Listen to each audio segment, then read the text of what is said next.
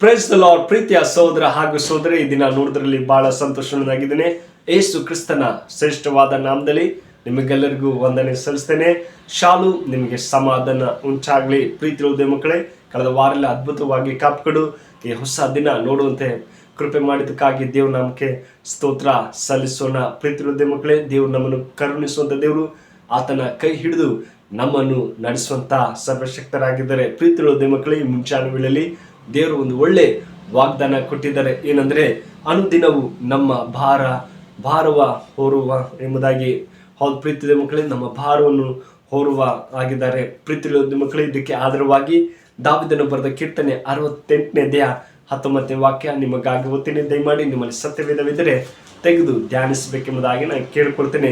ಅಲ್ಲಿ ಹೀಗೆ ಹೇಳ್ತಾರೆ ದಾವಿದನು, ಅನುದಿನವೂ ನಮ್ಮ ಭಾರವನ್ನು ಹೊರುವ ಕರ್ತನಿಗೆ ಸ್ತೋತ್ರವಾಗಲಿ. ಹೌದು ಪ್ರೀತಿಯ ಮಕ್ಕಳೇ, ನಮ್ಮ ಚಿಂತೆ, ನೋವು, ದುಃಖದಲ್ಲಿರುವಾಗ ದೇವ್ರು ಹೇಳ್ತಾನೆ, ಮಗನೇ ಮಗಳೇ, ಅನುದಿನವೂ ನಮ್ಮ ಭಾರವನ್ನು ನಾನು ನಿನ್ನ ಭಾರವನ್ನು ಹೊರುತ್ತೇನೆ ಎಂಬುದಾಗಿ ದೇವ್ರು ಹೇಳ್ತಾರೆ. ಪ್ರೀತಿಯ ಮಕ್ಕಳೇ, ನಮ್ಮ ಭಾರವನ್ನು ಹೊರುವ ಇಬ್ರಿಯ ಭಾಷೆ ಪದವನ್ನು ನೋಡೋದಾದ್ರೆ ಅಲ್ಲಿ ಹೇಳ್ತಾರೆ, ನಮ್ಮನ್ನು ಉಯ್ಯೋ ಎಂಬಂತ ಪದ ಅರ್ಥ ಎಂಬುದಾಗಿ.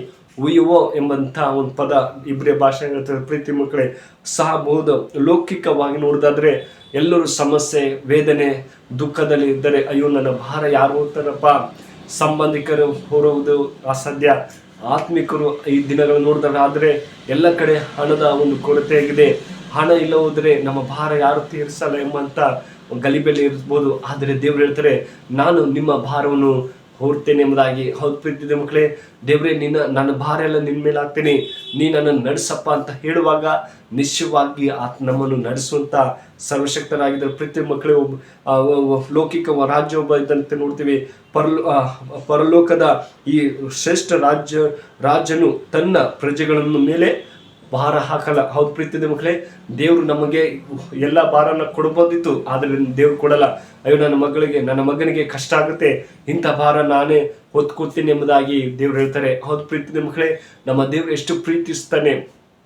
ನಮ್ಮ ಮಕ್ಕಳಿಗೆ ಯಾವ್ದು ಭಾರ ಬೇಡ ಎಂಬುದೇ ಆತನ ಆಸೆ ಆಗಿದೆ. ಪ್ರೀತಿಯ ಮಕ್ಕಳೇ, ಅದೇ ವಾಕ್ಯ ನೋಡೋದಾದ್ರೆ ದಾವಿದನು ಬರೆದ ಕೀರ್ತನೆ 55ನೇ ಅಧ್ಯಾಯ 72ನೇ ವಾಕ್ಯ ಹೇಳ್ತದೆ, ನಿನ್ನ ಚಿಂತ ಭಾರವನ್ನು ಯೆಹೋವನ ಮೇಲೆ ಹಾಕು, ಆತನು ನಿನ್ನನ್ನು ಉದ್ಧಾರ ಮಾಡುವನು. ಹೌದು ಪ್ರೀತಿಯ ಮಕ್ಕಳೇ, ನಾವು ಯಾವಾಗಲೂ ದೇವರಲ್ಲಿ ಇರಬೇಕು. ದೇವರೇ, ನಾನು ಚಿಂತೆ ಭಾರ ನಿನ್ನ ಮೇಲೆ ಹಾಕ್ತೇನೆ, ನೀನೇ ನನ್ನ ನಡೆಸಪ್ಪ, ನಿನ್ನಲ್ಲಿ ನಂಬಿಕೆಯಿಂದ ಜೀವಿಸ್ತೀನಪ್ಪ ಅಂತ ಕೇಳುವಾಗ ನಿಶ್ಚಯವಾಗಿ ಸಹಾಯ ಮಾಡ್ತಾರೆ. ಹೌದು ಪ್ರೀತಿಯ ಮಕ್ಕಳೇ, ನಮ್ಮ ಭಾರ ಇನ್ನೊಬ್ಬರಿಗೆ ಹೇಳ್ತೀವಿ, ಅವ್ರು ಕೇಳ್ತಾರೆ ನಿಜ, ಆದರೆ ಒಂದು ದಿವಸ ಮರ್ತೋಗ್ತಾರೆ. ಆದರೆ ದೇವ್ರು ಯಾವಾಗಲೂ ಮರೆಯುವುದಿಲ್ಲ.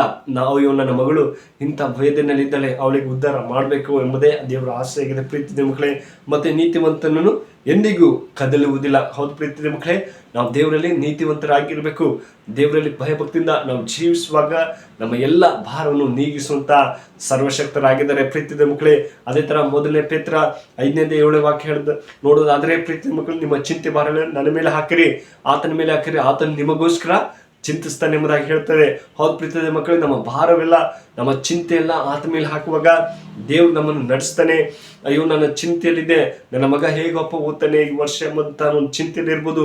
ಅಯ್ಯೋ ನನ್ನ ಸಾಲ ಇಷ್ಟೊಂದಿದೆ, ನಾನು ಹೇಗಪ್ಪ ತೀರಿಸಲಿ ಎಂಬಂತ ಒಂದು ದುಃಖದಲ್ಲಿರ್ಬೋದು. ಆದರೆ ದೇವ್ರು ಹೇಳ್ತಾರೆ, ನಾನು ನಿಮ್ಮ ಭಾರವನ್ನು ಹೊರುತ್ತೇನೆ ಎಂಬುದಾಗಿ. ಹೌದು ಪ್ರೀತಿಯ ಮಕ್ಕಳೇ, ನಮ್ಮ ಚಿಂತೆ ಭಾರವೆಲ್ಲ ದೇವ್ರ ಮೇಲೆ ಹಾಕುವಾಗ ದೇವ್ರು ನಮಗೆ ಜಯ ಕೊಡ್ತಾನೆ.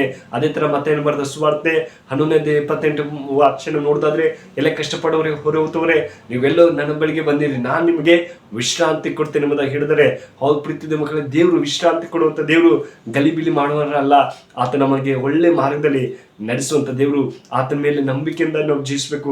ದೇವರೇ ಸ್ತೋತ್ರಪ್ಪ, ನನ್ನ ಭಾರವನ್ನು ಹೊರಿದಪ್ಪ, ನಿಮಗೆ ಸ್ತೋತ್ರ ಎಂದು ಹೇಳುವಾಗ ನಿಶ್ಚಯವಾಗಿ ಸಂತೋಷವುಳ್ಳರಾಗಿದ್ದರೆ ನಿಮ್ಮ ಚಿಂತೆಯನ್ನು ಮರೆತು ದೇವರಿಗೆ ಸ್ತೋತ್ರ ಮಾಡಿ, ದೇವರು ನಿಮ್ಮನ್ನು, ನಿಮ್ಮ ಕುಟುಂಬವನ್ನು ಈ ವಾಕ್ಯ ಮೂಲಕ ಆಶೀರ್ವದಿಸಿ ಕಾಪಾಡಿ. ಪ್ರಾರ್ಥನೆ ಮಾಡು, ಕಣ್ಣು ಮುಚ್ಚಿಕೊಂಡು ಪ್ರಾರ್ಥನಾ.